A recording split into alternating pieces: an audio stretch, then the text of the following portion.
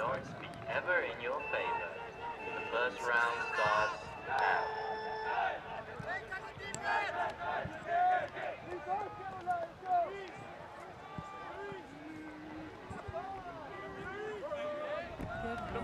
Good morning. It's great to play some disc. Good morning. Good morning to you. Morning.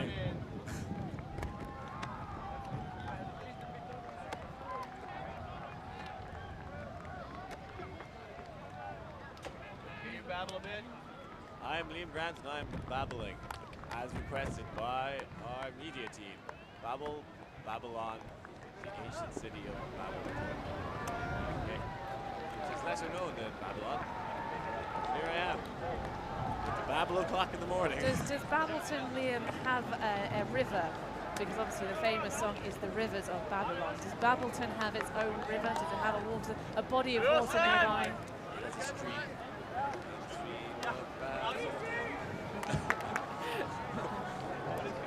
There be something or something.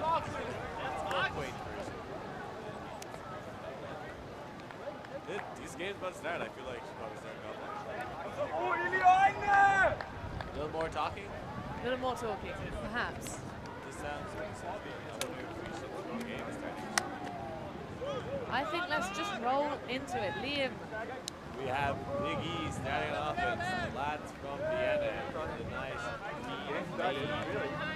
On the rise to world clubs this season. Ragnarok just look big and strong, so I think they'll like the win better. They kind of look like they can just boom it through the wind. But now Big E's second chance on offense, and Ragnarok come out with a zone that involves kind of shimmying a lot of dancing. The dancey zone. It's the dance pants zone or clock. Big E's looking more comfortable now. They have not dropped it silly yet. That's a beautiful crossfield hammer. Yeah, taking advantage of the downwind that they currently have. Yeah, and some good cutting now. Looks like Ragnarok are transitioning to match defense and shot towards the end zone, and he jumps it in, and that's a great goal. That is the number 4 shirt. We don't actually know who to attribute that one to, but excellent positioning. Really, really open on that far sideline. Surprised that Ragnarok's defense didn't adjust to actually put a mark on that player. I'm going to say it's Max Boo Boo. That's number 40, and his name is funny. So Max Boo Boo Obermeyer. Until I see another number 40 and contradicts that, but that's who I'm going with. If that was you, Max Boo Boo, you killed it. Indeed, very, very wise choice, and a lovely little piece of footwork there at the end as well to ensure the score. So that is 1 apiece, 1-1 in this first round game of the Open Division. Now I saw Ragnarok play at Tom's tourney, and they didn't look the Mae West. Not gonna lie, didn't have them picked to do very well here, but they have definitely strengthened their roster since Tom's. A few key players. We're looking at Richard Gashharst there. We have Gottlieb, who is a big crane of a man. I don't know if he's on the field yet. No, he's not on this point. No, he's not. He's currently knelt right in front of our commentary stand. But you can see him towering amongst even his own teammates. Ragnarok quite a tall team, to be honest. And I rather like their jerseys, Liam.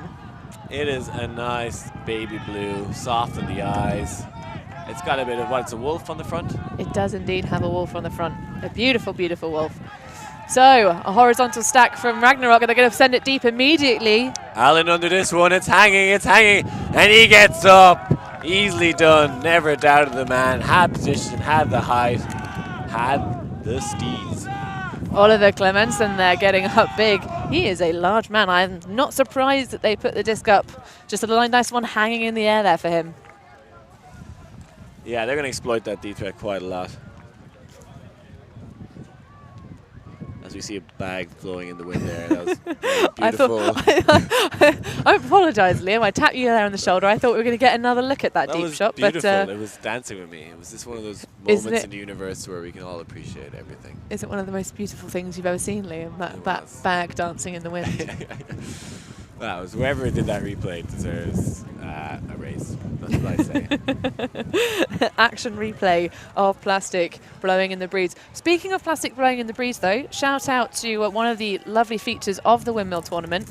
Obviously, teams able to pay to offset their carbon footprint here at Windmill, which is always fantastic. Lots of recycling bins as well, so great efforts from the team here to make sure that Windmill is not only a high quality standard of tournament in terms of the ultimate, but also having less of an impact on the environment, which I'm a big fan of. I'm not a huge eco-warrior, Liam, but I think those efforts are very much appreciated. Agreed. Now we see some other plastic flying in the wind now as this disc is brought in. Again, we see the zone, a kind of a 3-2-2 Ragnarok off the bat. I guess just trying to contain the bigEZ at the start. Looking very safe. Again, hammering to that downwind side. Gets it off. Great go-to ground there by the player to keep that one safe in the breadbasket. Yeah. Oh, potential close defense there. George Gag now. Seeing transition from Ragnarok again. Pets. Now a 3 handlers for the vertical stack offense now for the bigEZ. One good cut. Gottlieb there, isolating the end zone. They try to get over the big man. And almost gathered in. Had to toe the line with a fast disc and couldn't collect it. Yeah, Prevedel there really trying to make that one sit in the back corner, but not able to reel it in. Great single coverage there from Ragnarok, though. Good transition, strong. Definitely, you said it, Liam, one strong cut, but there doesn't really seem to be much of a continuation coming. I think that's something that needs to be fixed from bigEZ if they're going to, well, certainly going to sneak any past Ragnarok. Yeah, now Ragnarok on offense, about a 3-4. Good pressure from the bigEZ. Quite flat on the force, and they're finding it difficult to free. Deep options there. Gottlieb now comes back under, but he sends it deep to another player. They love this keep game Ragnarok. Oh, that one is sitting beautifully, and he gets up with 2 hands. Patient now. Yeah, knocking on the doorstep of the end zone. Upline cut doesn't like it. Sends it nicely. That was such a nice put, Liam. Into the hands of Anders Dusen. Yeah, there was a lot of spin on that disc. It just kept traveling, not affected by the wind. And then good patience play outside the end zone. Thinks about jamming it in, gets the reset, and then they get that lovely cut to the open side. Ragnarok look very good. Indeed they do, Liam. And now take the lead. That's a break of score. We're now 3-1 up in this first round game. Interesting to see Ragnarok coming out with that that zone defense, but actually their zone doesn't really, apart from that one first miscue, doesn't really seem to be generating many turns for them. Certainly their transition to match defense, the single person coverage, much more effective for them in this game so far.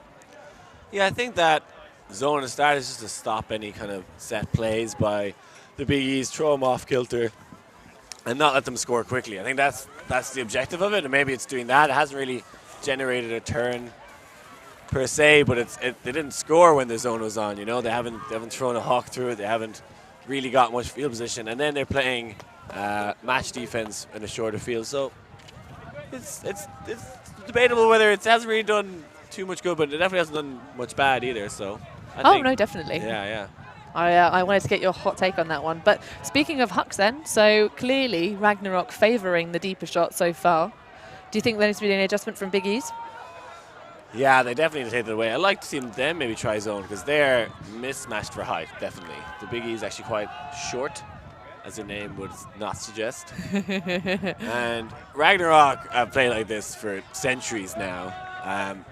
Like to huck it, so they need to be more aware of that. We see a Vertsec now with bigEZ. Again, Ragnarok come out with this kind of, it looks more like a 3-3-1 now. You got Mads Begard, the legend, as is written on his jersey, in the backfield. Almost baiting that hook, you know. He's definitely not standing the deepest man. Oh, and they get a turn. I think that might have been a run-through block there. Very nice. Off the hands of number 38. So, prime scoring opportunity here. Nice handler reset to get things moving. Oh, Handlers just playing between themselves, and I almost thought that bigEZ had a hand on that one. Mads Begard using his old wrinkly hands to control that disc old wrinkly hands, but experienced and talented hands to just do a little quick give go with his other handler there. Not using the stack at all, had plenty of space, kept it small ball, and got a nice goal. Yeah, lovely movement between the handlers. Clearly good flow. They'll be well practiced. I mean, both these teams will be well practiced ahead of the fact that they're both attending the World Championships in 23 days. Is it now, Liam? It's getting close. Can't wait, and I can't wait. Yeah, I have no idea how many days it is, but 23 does sound about right. I think we're flying over the 12th. Are you flying over the 12th, Anna? We certainly do, Liam. We're both arriving on the same day, but moving on from what we're doing. So these teams now, a timeout being called. So I think perhaps bigEZ taking this opportunity to have a little discussion. They're currently 3 points down in this game. 4-1 currently the score is to Ragnarok, the gentleman in the baby blue shirts. Yeah, and we see the bigEZ chatting now in that fadey green outfit. I quite like their jerseys and black shorts combo, but they're not playing as well as they're styled. And I think they need to shut down that deep game.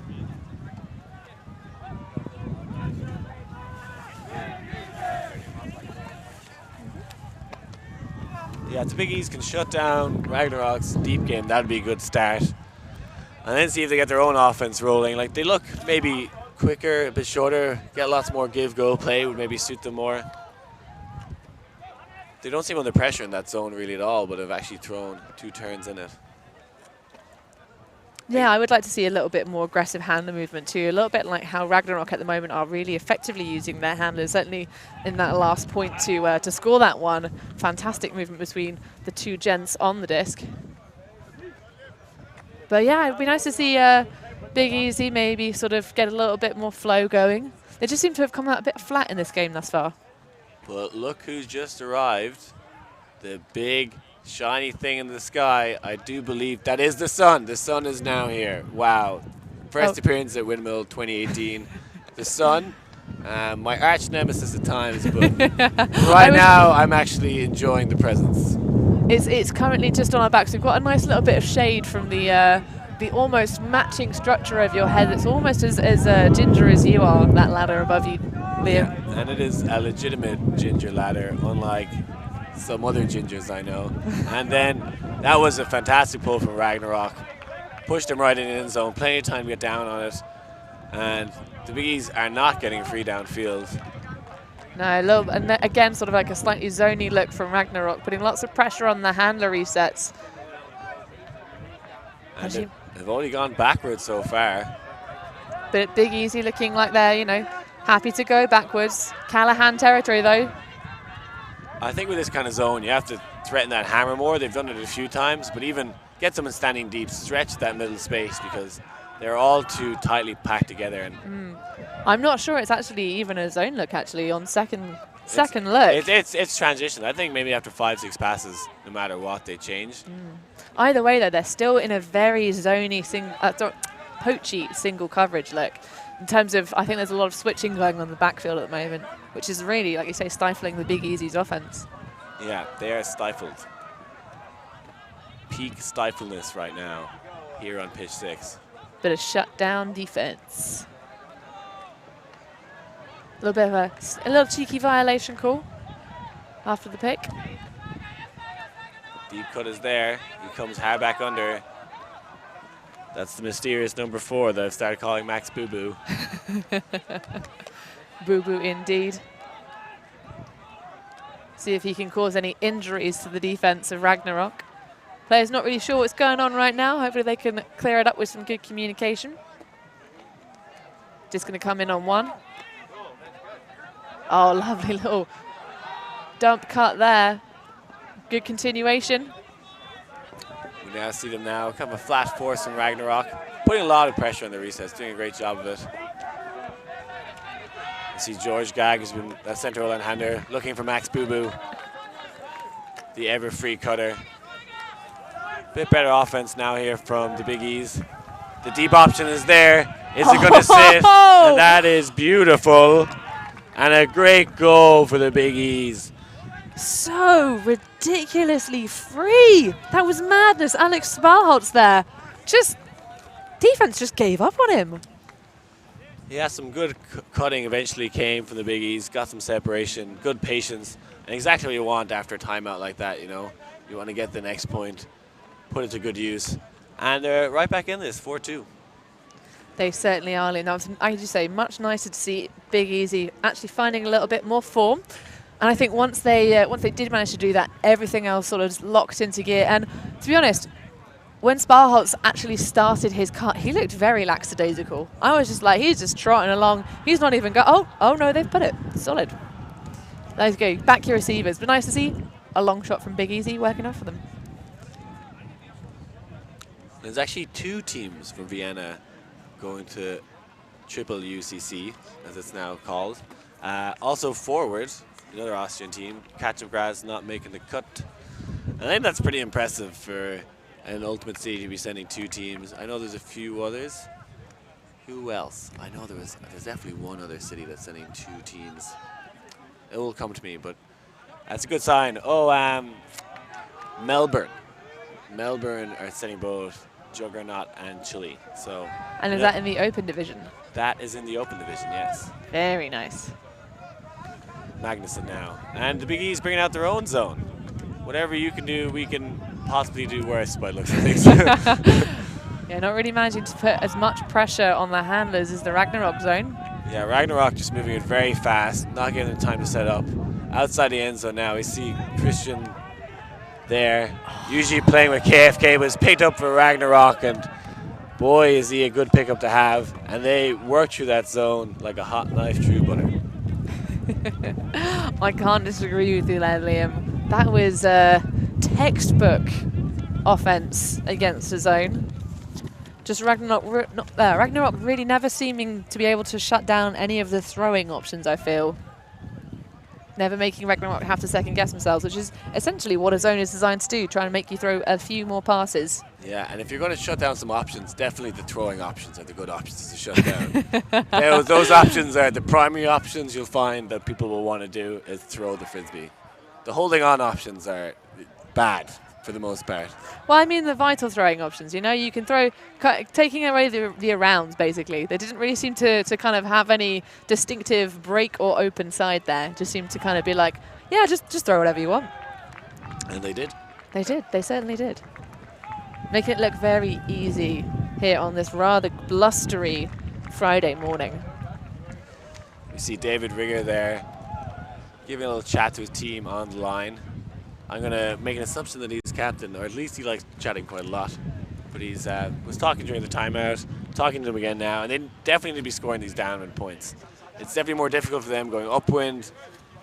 This is going to hang in the air. Ragnarok have the height matchup, but with the downwind, as we saw in the last point, the wind's going to carry that disc. It's going to drop quickly, and if you put up a nice disc, you don't have to compete in the air for it. So indeed, and we have Alex Sparholz on again, who is, if anyone on the bigEZ has Ragnarok for stature, it is certainly that gentleman in the black beanie hat. Back to George Gag. Again, more of a kind of sagging match defense. Not really his own, but definitely looking up to poach off. Jacob Petz looking a little bit frustrated with his downfield cutters. Stall count getting high, gets a nice break off. That one sits beautifully. Oh, lovely. Switching again from the Ragnarok defense. Really, I think because so many of the bigEZ's players are not moving, it's making Ragnarok's job much easier on defense because they're able to just switch. I think there's a offensive foul on the mark there. I see the Ragnarok player on the ground.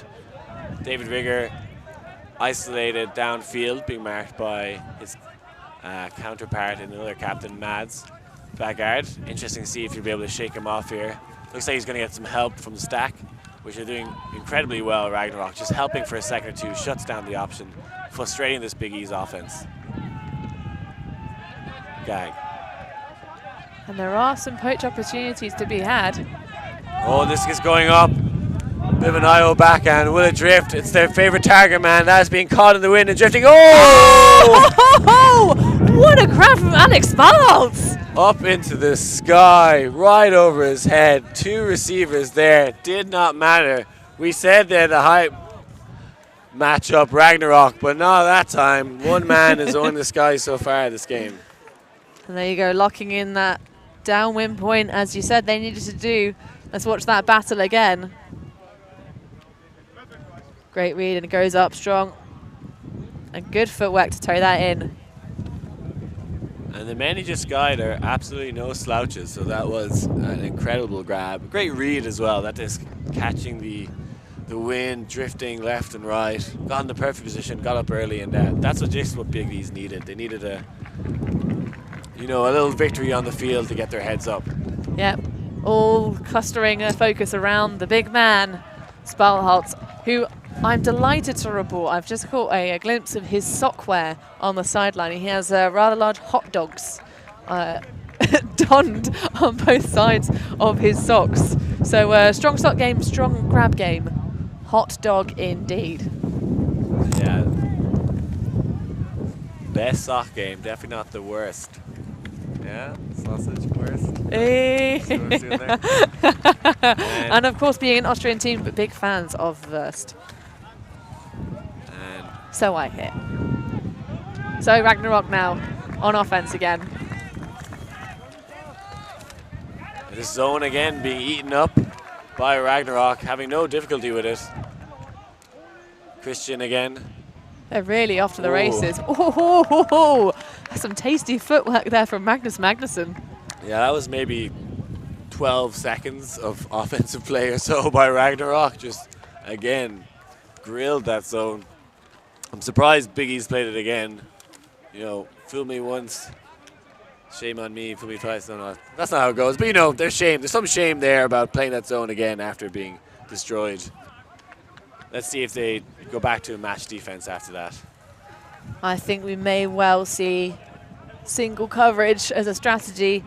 Ragnarok just too dominant to really be slowed down by that zone. But perhaps Liam, bigEZ, maybe thinking, well, clearly the zone's not working. Maybe we can try and make some adjustments. Perhaps that's what that was all about. But clearly haven't tweaked it enough to cause any problems for the gents in those baby blue shirts. Yeah, no, that zone will want to be sharper for Worlds. I think both teams have settled in a little bit with their offenses. The bigEZ look a lot more comfortable now, but the thing is they're 3 points down. So they gave up some breaks early on in this game. They're going to have to try and earn those back. Now, with the format of Windmill, losing a game by a tight margin isn't the end of the world. In fact, you'll end up with probably a similar ranking. So losing on Universe isn't quite the same as any other tournament. So if they can just stay up with Ragnarok, even if they don't win but are in a point or two of losing, that's still a good result, I think.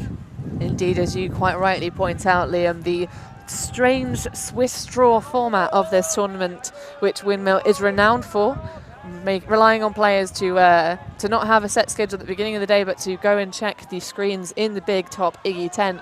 Confusing for a lot of people, but as you say, it really does help when you have tightly matched teams that only lose by 1 or 2.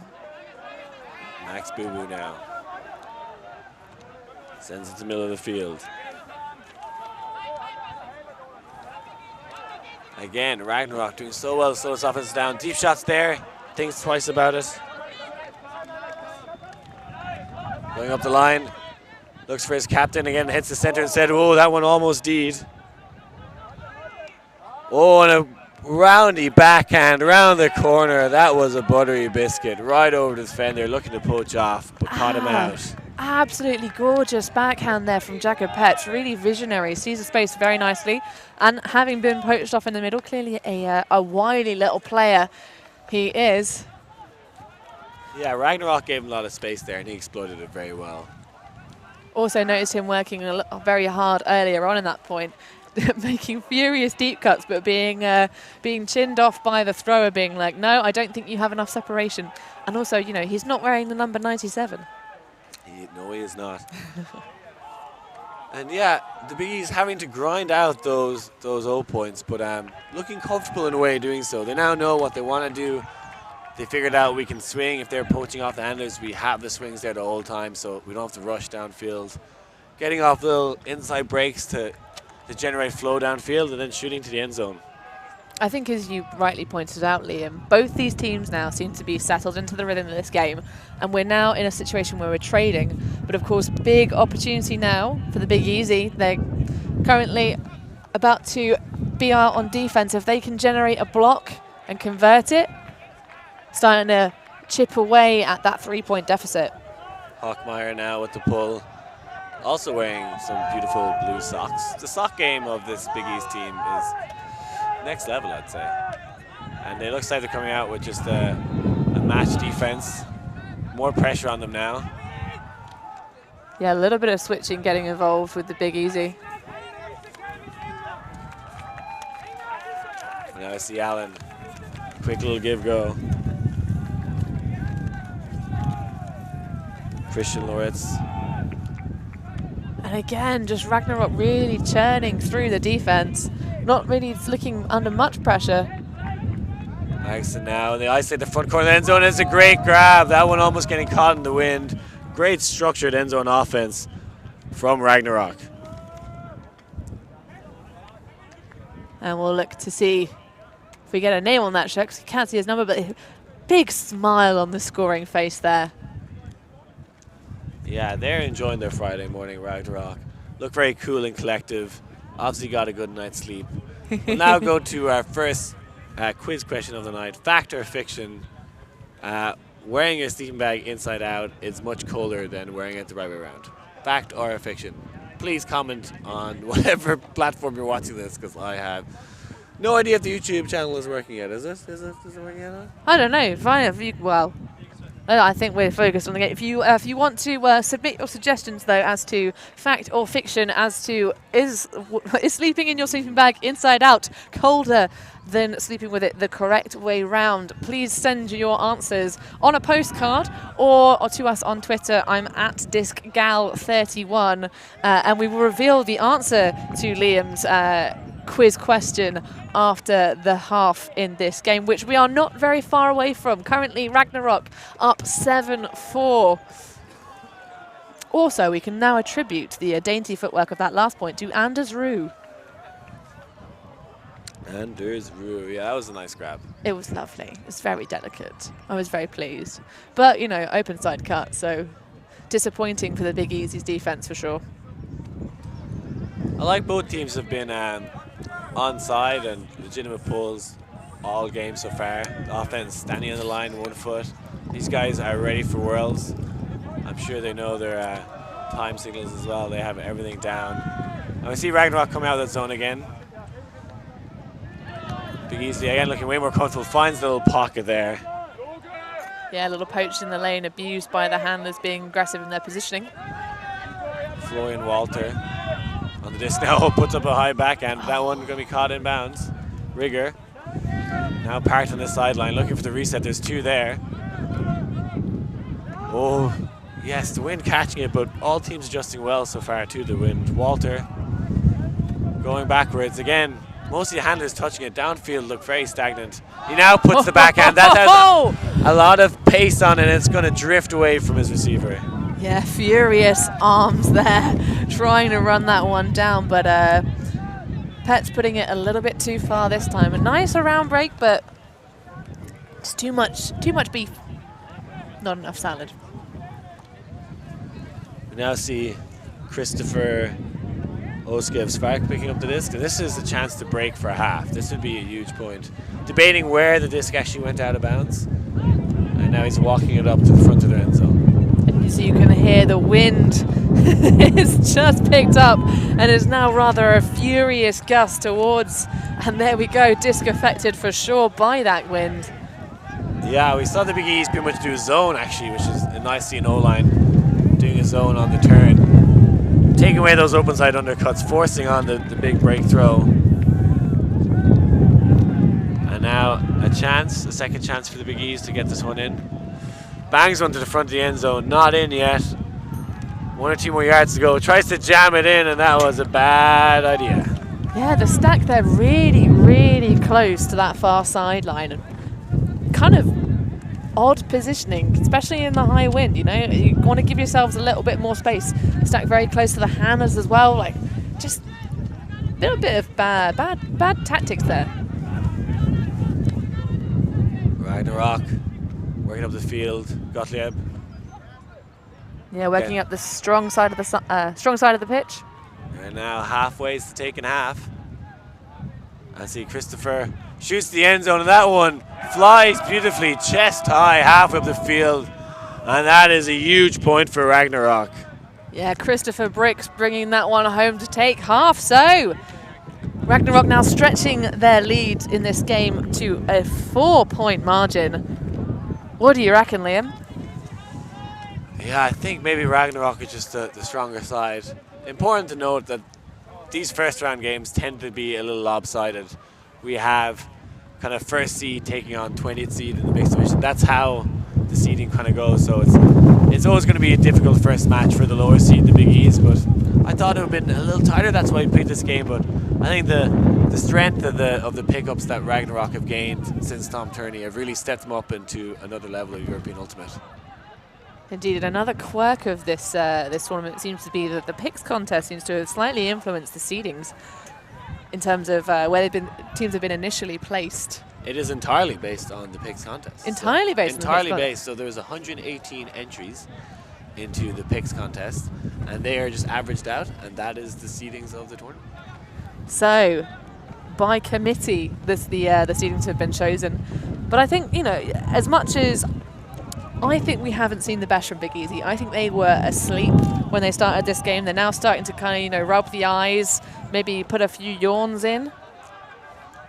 It's still quite yawny time. It is. I'm feeling some yawns. I think yawns are good. Nothing wrong with a yawn, but certainly if you're yawning, you're not going to be able to take this game away from Ragnarok, who definitely were up early and clearly eating plenty of cereal in the big top Iggy tent this morning. Perhaps they're the reason why the coffee tank was empty when I went there. They seem to be firing on pretty much, well, maybe perhaps not all their cylinders. I think they maybe have a bit more depth to show us, but they're looking very much like a well-oiled machine this morning. The bigEZ look like quite a young roster. Ragnarok a bit older and more experienced, and we all know old people like to get up early in the morning, so that probably suits them. They're having their Alpen, whatever old people do in the mornings, you know. That's true, and looking at the actual age on the team, because we do have that information to hand.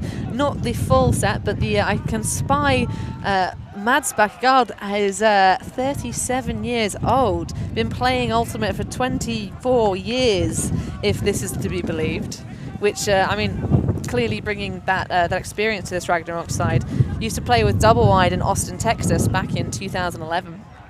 Yeah, and may face up against them in Worlds this year, Double Wide, competing there as well. And in fact, usually if one of the two teams don't make it, they cross over. Last time out in Let Go, Ragnarok picked up a few Double Wide players. This is not happening this year as they're all playing with their own club team. So it'll be interesting to see if they match up. Yeah, Mad's a legend of the game. Definitely been playing that long. 37, a prime number, and that man is definitely still in his prime. So, half-time is now over, so we can reveal the answer to Liam's question. Liam, please put us out of our misery. Does sleeping in an inside-out sleeping bag, is it hot or is it cold? It is significantly colder, but not significant enough that you would then get out of the sleeping bag and turn it around. So that's the level of coldness. It's like, I'm uncomfortable, but I'm not uncomfortable enough to make myself get out of this scenario. Exactly. So, bigEZ effectively using the wind that is picked up to make Ragnarok have to take B options. Oh, now see this put up. Looking for Gottlieb. That one blading though. Needed to hang it up for the tall man. The bigEZ now had a chance to break. Is that correct? Yeah. Yes, there's a chance to break. And they need to get these downwind breaks. You know, see Dominic Boom picking up the disc. Thought about the deep option. Some pick call downfield or maybe a foul. Indeed, and we can give the shout out to Jürgen Wergerth there, who got the block on that slightly awry throw, I believe. Boom. Getting high in the stall count, doesn't have a lot of options. Puts it out into another field, which there's going to be none of his players there.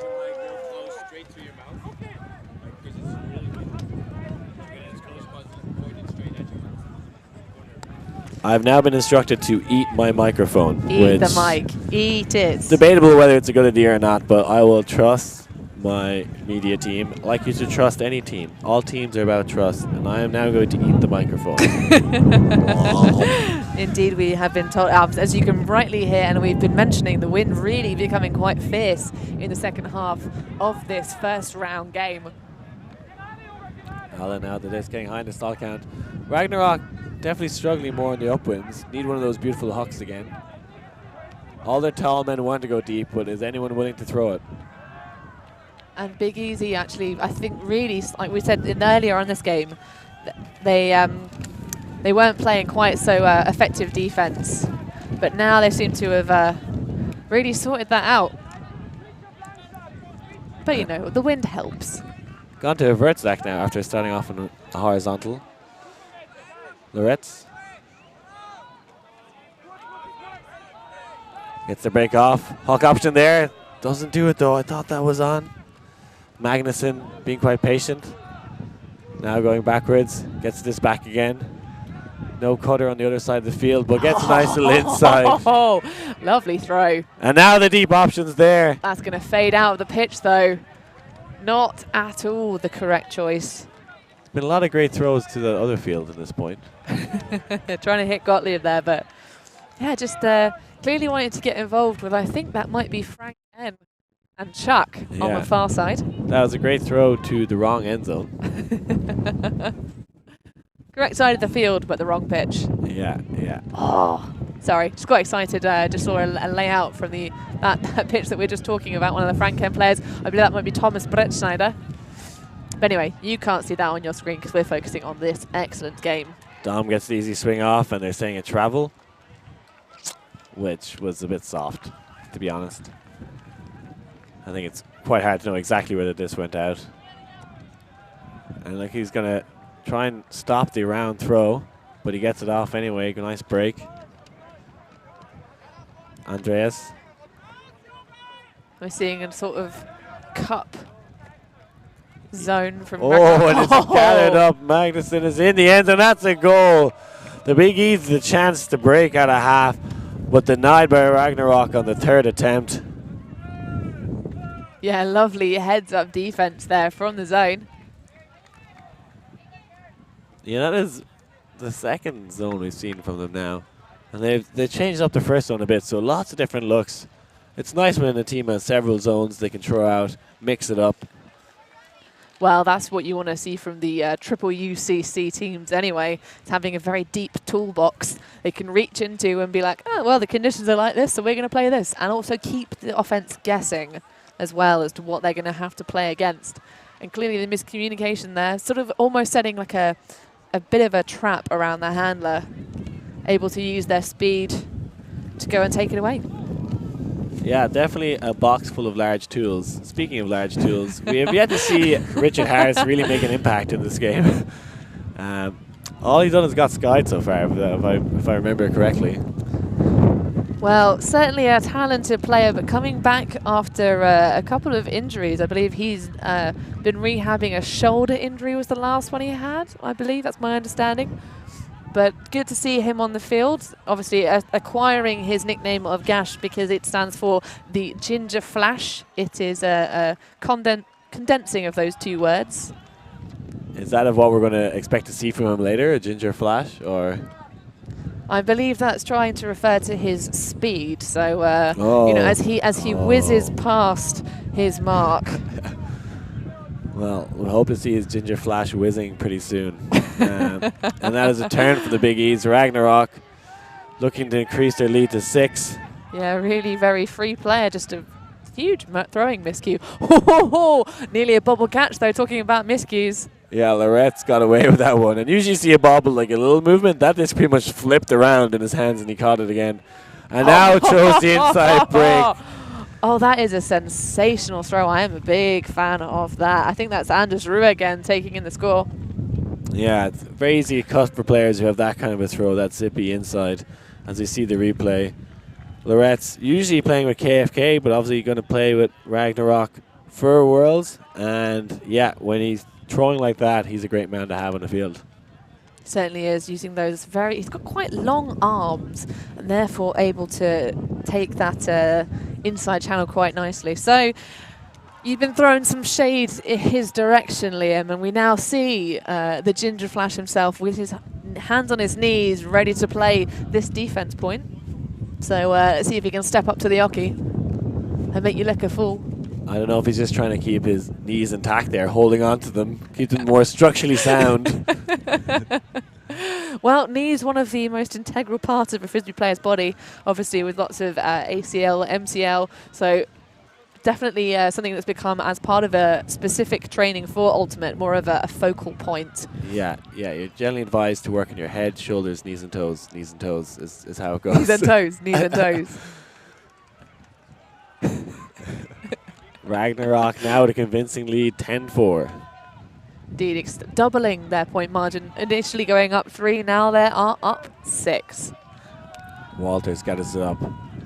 Again, the pulls have also been fantastic for Ragnarok. Getting an extra 3-4 seconds hang time and even a few yards on the bigEZ pulls. And it puts a lot of pressure. You get your full field down there. We see this other zone now. More of a kind of a 4-man cup. Let's see if the bigEZ can handle this. Hammering backwards into your own end zone is not really what you want to be doing, but they're now getting some space. Yeah, bigEZ have been doing a really good job actually of throwing those hammers over the top of the zone. This is the actually the errors are mostly coming from their arguably more simple passes. Yeah, maybe just a bit too relaxed sometimes. Good aggressive movement from the handlers. Yeah, you have the older Mads in the front of that zone, which is not exactly where you expect him, but doing a good job. Sean Barrett does that crossfield hammer. That one, the more difficult side. The lefty gets it off beautifully. Always a fan of a lefty overhead throw. Oh, and now just going with the bladey flick across. And bigEZ are throwing some beautiful throws in the zone. And it makes things they should be doing better in this game than they are. Maybe just Ragnarok a bit more focused. That crossfield pass is on again, and they have nailed that throw every single time. They really have. Only thing that there you go. I was about to say the only thing that's going wrong is the this near side channel. Yeah, the movement was poor. There was Ragnarok are baiting that throw as well, you know, and the bigEZ are just taking the bait, seeing the little fish flapping there, and just go for a big chomp and get hooked. Get hooked indeed. I was just about to mention actually on this near sideline the bigEZ offense was often double cutting, 2 players cutting, doing exactly the same thing, but neither of them really taking that that near wing, sort of keeping them busy enough that the other one's an option. And there we go. Then see that near wing getting that run through D. Just a little bit of a not attacking the disc enough from the offense. Yeah, I think it's important for a zone offense that when you're cutting, you're often just creating space for someone else. While the way the bigEZ are cutting, they're all kind of demanding the disc in the same kind of small channel. And sometimes you just need to stretch someone deep. You need to cut far to the break side. And you may not get the disc, but you want to make a believable cut that just creates space for other players in the field. And that's not exactly what they're doing downfield very well. And it's obviously they're all eager and running hard, but maybe just a bit more structured and trusting in their teammates to get free if they don't. Yeah, a little bit less running, a little bit more smart play perhaps. Trusting each other and working. Because when we have seen the bigEZ, you know, firing properly, you know, flow going well, it is when they're all sort of working together and cutting off each other as opposed to, like you say, all demanding discs. We now see on the sideline a Yogo Bonito team jogging past a team radio shower. A lot of scared players on Team Radio Shower. That's what I can see so far. They are shivering in their shoes. And of course, if you are, you know, staying with us on this live stream, obviously with access to the internet, there is an introductory video. So on this field next, is it this field next we have Yogo Bonito, or do we have? Oh no, we have Oive on this field against. Oh no, the name escapes me. But anyway, that is not important. Yogo Bonito have an excellent introductory video to their team. I think we are streaming Yogo Bonitos after this. One of the fields, I'm pretty sure. Definitely one of the fields. I think it's the opposite field, though, so you'd have to hop over to the other stream to catch the Yogo Bonito team. Or dual screen. Dual screen. Oh, screen. that's true, Liam. That is very true. And then you don't have to miss out on Liam Grant's dulcet tones. No, yeah, watch that stream, but listen to whichever one I'm on. I think I might be running over to that field, so I might be on that one. I'm not sure. Wherever you are, listen to me and watch something. Doesn't matter what you're watching. Watch the World Cup soccer and listen to me. I like that. That sounds like an excellent combination. Yeah, I Liam. think The best of all of the worlds. And Ragnarok with a chance to extend their lead. Got a little breather there.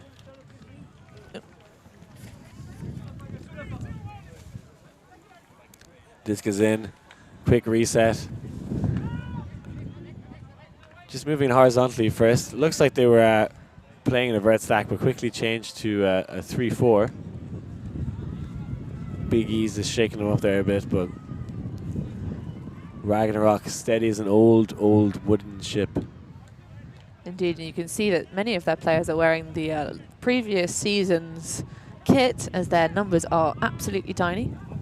Yes, and maybe they're just really big people. And that's just normal size numbers. Hard to tell. Could be either. Mag's there now. Oh, and he sends it to the end zone. Unless we see Richard Harriscash gather that one up right off the turf. Holding onto his knees as he dives and catches that one. That was actually quite a good grab as it almost drifted into the soil. Yeah, no, had to take that one very low indeed. And tumbling into the turf for good measure, just to make sure. But a lovely disc, really nicely sat, and just sort of died a little bit at the end of the wind, but great shot. I hope his hat is okay. He did lose a hat there. Yeah, he picked it up. I think he's going to be okay. He will probably not see him for the rest of the tournament now. That was his one thing, probably. Well, you know, I mean, he did it on the right place, did it on the live stream. Can watch that one back and feel warm feelings. Would have been part of that Clapham team at the last Worlds that lost on Universe Point to Revolver. So he'll be going back now in a different outfit, maybe different goals. Clapham definitely want to shake up some American teams. Ragnarok, with this squad, I think they can do some damage. They definitely have the height and athleticism. If they can keep their heads, they're as good as anyone else. We see now Gottlieb with the pull. Going to be very difficult for now for the bigEZ. I don't think they've actually scored in that upwind end zone yet. You know what, Liam? I think you could quite be correct. Certainly, though, on the way to Triple UCC, Ragnarok will need to make sure they can keep their mental finesse. Perhaps one of the teams on the European circuit who can be tempted into getting a bit frustrated with each other and the opposition in terms of the way certain teams are able to get in their head. And talking about getting in their head, perhaps a strip call there, but what a layout block. Yeah, Lorette's great bid. Unfortunately, it's a strip call, but it also got that bid without actually touching the opposition player. So a great safe bid. Didn't come off, but we love the effort. And just sinks it in. I said sinks it in. I thought I was scoring that end zone. No, they're trying to score the other one. If it was that end zone, they'd be doing very well right now. No, true Callahan territory, as you say. Throwing up a big one to try and relieve the pressure, but straight into the hands of the defense. Gottlieb now. Oh, and a great goal. You can just put it into the sky for this Ragnarok team and then just eat it up. Nom, nom, nom, like tasty Danish pastries. Well, it's his first game of the weekend. A little bit of breakfast time, but yeah, just a high stall throw there. Not really any kind of intended target apart from the very large stature of Alex Barholtz. And then Ragnarok put it in pretty easy. I was expecting this game to be tighter, you know. The Austrians going to Triple UCC, they're going to have a lot of tough games there as well. I wonder if this is their full roster. It looks like there's a lot of young faces. Perhaps some of the players going there couldn't afford to come to this event as well, or maybe didn't have the time to take off work, etc. But yeah, they're going to want to sharpen up for this weekend and for the tournament in 23 days' time. Indeed, and at this stage in the game especially, I mean, bigEZ haven't scored since half. And it's important for them to notice as well, yeah, that this is all based on your team strength coefficient and what results you get against your opposition. It's not about winning or losing, it's about the score margin. So they need to get some more scores on the board if they want to certainly be do. thinking about quarterfinals or results like that. They need to get back in this. Not necessarily win, but just tighten up that margin. Although, quite rightly, you know, if they can put in some good scores throughout the rest of the tournament, they can move back up those rankings. So hopefully can find a little bit more form later on today to keep themselves within contention of the higher bracket play. But, oh, nice tasty little scuba. Defense nearly getting a hand on it, but that one will go to the offense. Yeah. Good spirit there from Gash. Yeah, Gash immediately giving it to the offensive player, giving a little pat in the back. A gentleman as always. Plays a lot of golf, what I can tell from his Instagram. Plays probably more golf than Ultimate, so... Indeed, and there is I believe there is a good rivalry in terms of golfing, in terms of two teams, of Clapham and Scogs. They will retire out to just playing golf, I'm sure, in a couple of seasons' time. You'd think that, but they're still very good. That's the problem. Hard to retire when you're very, very good. Well, I don't know. Sometimes you think, once you've won enough World Championships... Oh! Good clustering pressure defense from Ragnarok. Yeah, then one man came into the cup there, and the whole entire cup just ate him up. There's only 5 people around the disc. Swamped. Yeah.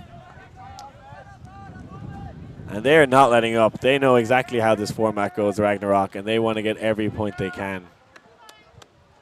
And another timeout. This man loves timeouts. He just wants it. Give me the disc so I can make that tasty little tea, have the chats with my team. Love it. Love it. Look at him. He just faked another one. We do love a good timeout. Veteran call. Everyone has one of those guys on their team, though, don't they? They're that one player who just loves a good TO. You know what I'm talking about. You can think of them already. Oh, yeah. I can think of them. I also like referring to them, because obviously the issue is if you're thinking about calling a timeout, but you don't want to say the words timeout in order to not call confusion, I like to call them tea breaks. And do a little sort of, pinky in the air, as if I've got a cup and saucer. Sometimes when you have perhaps someone going up to the disc and you can see them, they look tired, they look like they've got nothing left, and you're like, let's have a break, let's have a tea break. But that is exceptionally a British thing to do, but I like it. Oh, certainly. I love a good cup of tea. For some reason in Ireland, we shout chocolate bar at people because obviously timeout being a chocolate bar. Oh, that's true. That is popular in Ireland, that we shout chocolate bar, which when you shout really fast, starts not sound like a word anymore. It's not. It's lost all meaning. Yeah, and everyone's like, "Why? I don't want a chocolate bar right now. Why are they shouting at me? I'm tired. Turn over." I just rather throw it into the floor.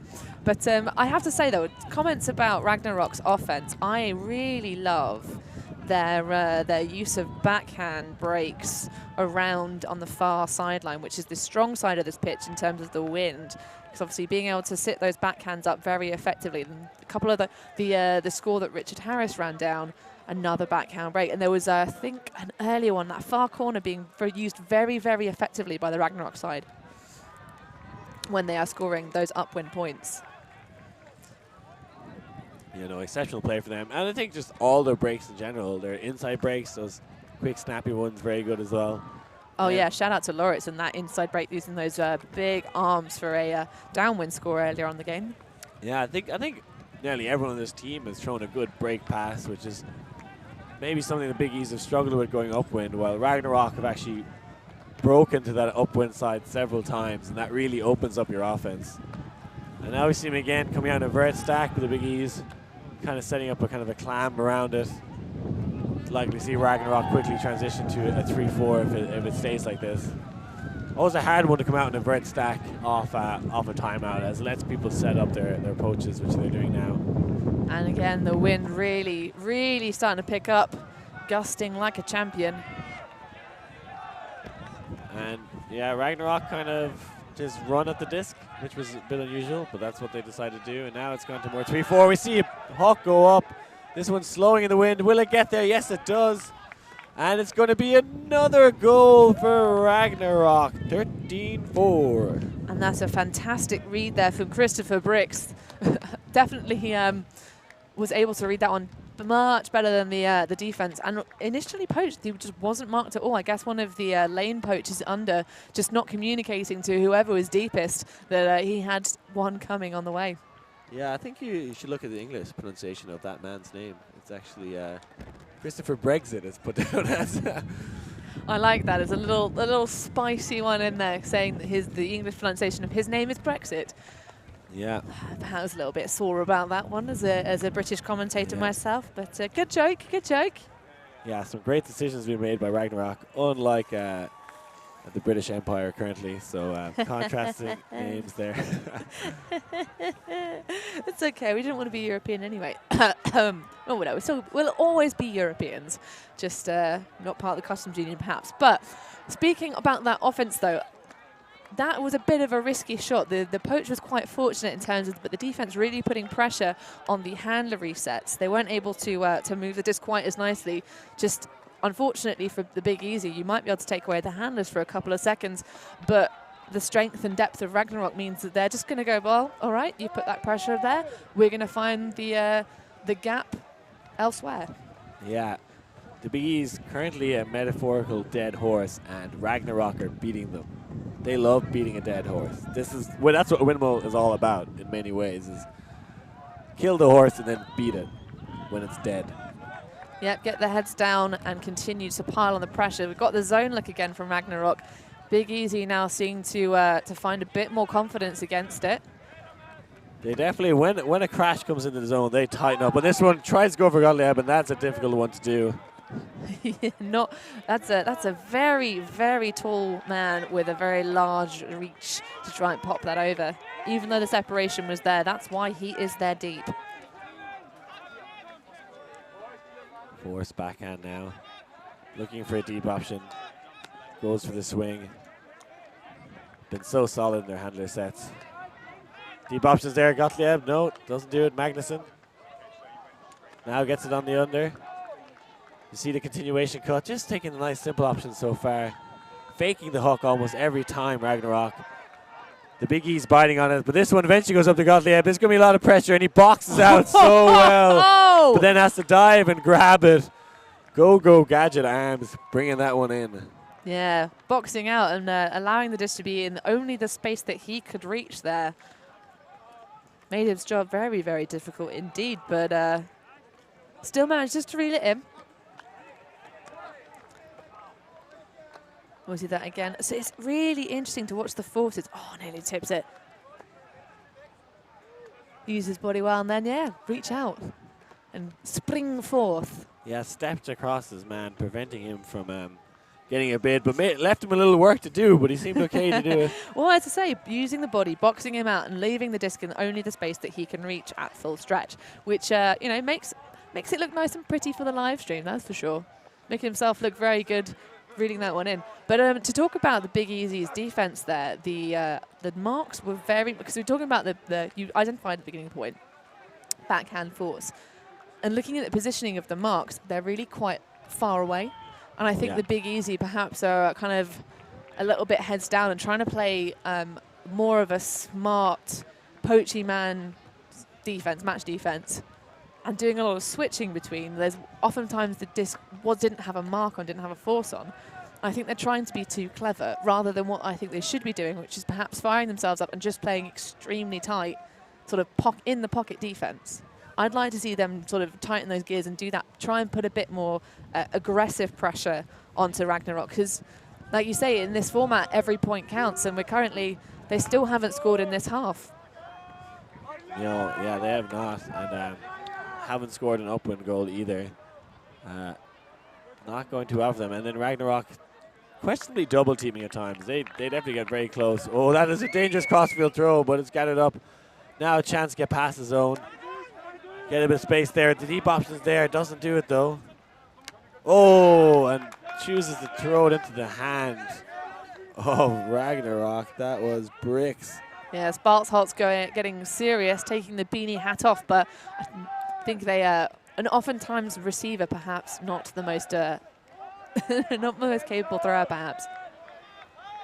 Yeah, you want him to be catching the end zone, not thinking about throwing it, and that's what happened. Some good pressure now from thebigEZ. Again, Ragnarok. Oh, see if he can get a man free, but he gets it back. Deep options there. You got to do it. He does it. Just short of the end zone. He's going for a little stroll now. Takes timeout. That is a good idea. The rest of his players were miles away. It would have been stalled 5 or 6 before he even had an option. Yeah, no, that is a smart call there on the timeout from Spalholz, for sure.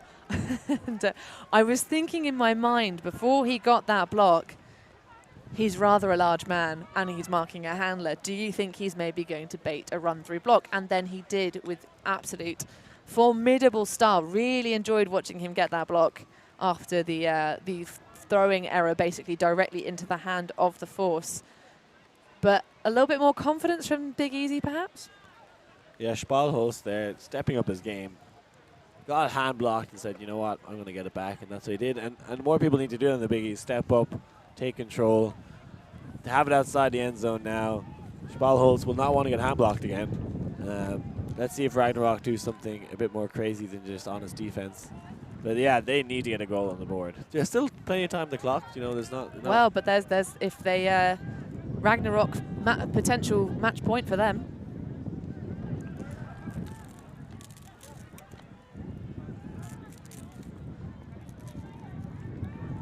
Big discussion going on here. Let's see what they do. So what do you reckon, Liam? Do you think it's going to be, in terms of the play that we're going to come see from the bigEZ, do you think it's going to be driven by the handlers, or do you think it's going to be driven by the stack? Because most of their offense seems to have been driven by their handler set. If this is me being the coach of bigEZ, I would get Spalholz to dish it off the handler and then go and try and get free in the end zone. He's been their best cutter. It's often very difficult to mark someone in that quick give-go. You know, you're standing on the break side of them. If they just boost straight to the open side, it's quite difficult to shut them down. So we see bigEZ with 3 handlers back and 4 cutters in the end zone. Interesting to see if they just use the handlers or if they isolate someone. Looking at their setup, I wouldn't be surprised to see the next player touching the frisbee with the 43 on his back, Pets. Oh, and he boosts to the front corner, but a poach helps him out in the stack. Amazing defense of Ragnarok outside this end zone, forcing them backwards. Pets now with this, tries the inside break. That one quite high and into the trees. Oh, that was just off shot. Pets falling over, trying to squeeze that one to his teammate, but does a nice little sort of almost break-dancing maneuver to right himself back onto his feet. Pirouette, if you will. It was almost like a reverse worm. Hopefully we'll see that later on the dance floor this evening. So Ragnarok, chance to close this game out 15-4. Nice footwork there. Fakes the hammer, gets the upline cut. No deep options there. Now it's coming. This one is probably not going to come back in bounds. That's unfortunate. Short field then for bigEZ. Yes, indeed. You read that one very well, Liam. That was pretty much straight out of the pitch. Never really looking like it was going to come back.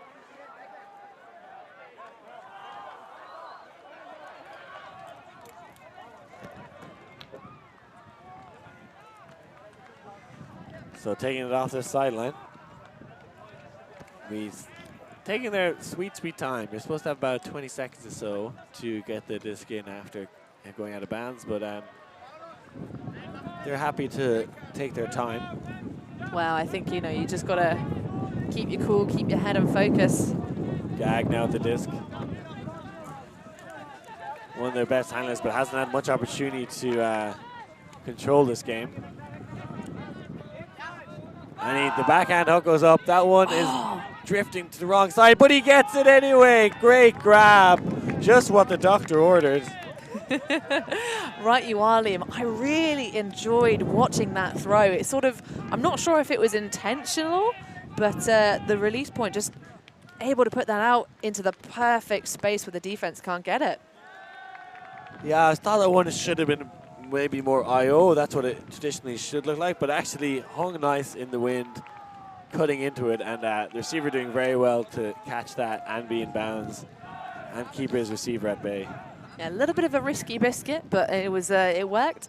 And keeping the game alive, that's the first point that the bigEZ have actually scored in this second half. So keeping the dream alive. Maybe we'll see a giant comeback. Although with the win behind them and the fact that, as you pointed out rightly, Liam, I don't think the bigEZ have scored upwind yet in this game. So unless they can find some real magic, I think this one, I think this one might be the last point of this game, Liam. What do you reckon? Yeah, you do not want to end the game not scoring upwind. That is not very fun. And I think I see a Connor McHale walking along the sideline towards Ragnarok. Fresh in. Will he make the last point? Maybe they can injury sub him on. But the man supposedly who did make the Clapham squad, which I was shocked to hear. That's what I've been told. Well, you say this, Liam. I spied a Connor McHale playing with Clapham at Tour 2. So the fact that he's not cleated up yet at this game, perhaps he has jumped onto that roster. I think he's playing Ragnarok. Oh, well, there we go. Well, maybe maybe he's playing the domestic season only with Clapham as opposed to the world squad. Yeah, Could make sense. I think there could be something of that kind. But yeah, as far as I know, him and Richard Harris are competing with Ragnarok at Worlds. A very talented young player, McHale. Very attractive, talented. Very attractive. Whoa, whoa, whoa, wow. I'm only saying this because he's an earshot of me. That's why I was having my lulls. Is he single, Liam? Does that matter, Hannah? Possibly, but there we go. This Ragnarok. is the game. Easy peasy lemon squeezy. Breakfast is served for the bigEZ, and that's going to be a hard one to swallow. 15-5, the final score. Yep. Nice to see bigEZ getting a point on the board in that second half, but Ragnarok just looking absolutely dominant. Like you say, easy peasy, lemon squeezy. Lovely work on that strong sideline and just putting it into the space. So we will advance. The mixed round is coming up next. Stick with us. We are bringing you the action from 2 streams today. So as Liam says, you can have your dual screen on this beautiful Friday. Well, I say beautiful, a little bit windy and a little bit grey, but we're happy to be here. Stick with us as we will head over to the mixed division.